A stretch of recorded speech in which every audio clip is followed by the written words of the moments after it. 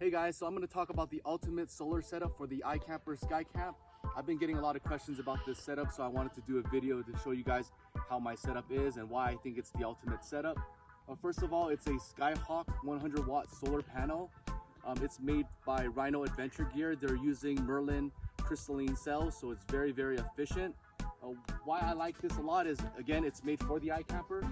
It fits from the front to the back right into the center panel. And what's great about this as well is that it's very stealth. So unlike the hard surface solar panels, this one sits right flush there, so it's even more aero. And it has really thick gauge wires for a great charge. And I have it connected to Anderson clips so that I can easily remove and plug it back in if I needed to. So let me show you guys the back.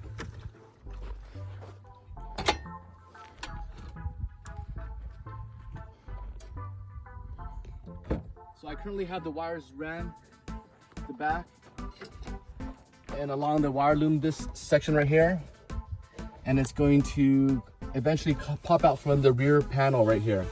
I do plan to put a drawer system here, so once I get the drawer system set up, then things will be a little bit more efficient. But as of right now, I have the fridge set at 31 degrees. And this is an ICECO 60 liter, so it's a fairly big fridge. And this is what the solar panel is powering. So I'm going to show you guys the inside setup and the Jackery 500 that I'll be using. So let's check out the Jackery setup.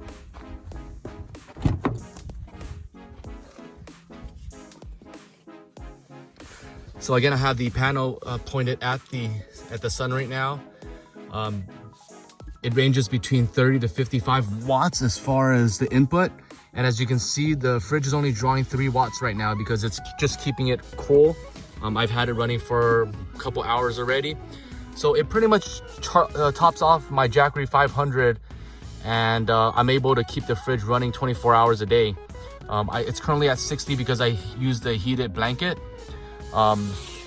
Another thing is why I chose the Jackery 500. I was between a EcoFlow and some other brands, but the Jackery 500 will support the 28 volts that the Skyhawk needs, or the Solarhawk needs.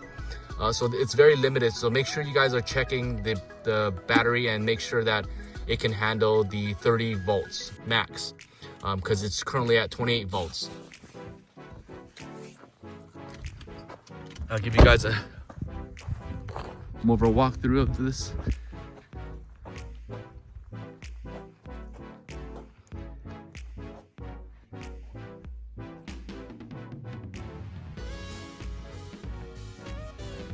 And it's put on by 3M adhesive, the same type that they use on airplane craft, so you know that it's not going to come off at all. It's pretty much going to be on there permanently. So I hope you guys like this video. If you guys have any questions, make sure you guys drop a comment. I'll be sure to answer for you. I'll also drop links below for the Jackery, the Solarhawk, and also the fridge. And make sure you guys hit subscribe if you guys thought this video was helpful. If you guys want to see more, let me know.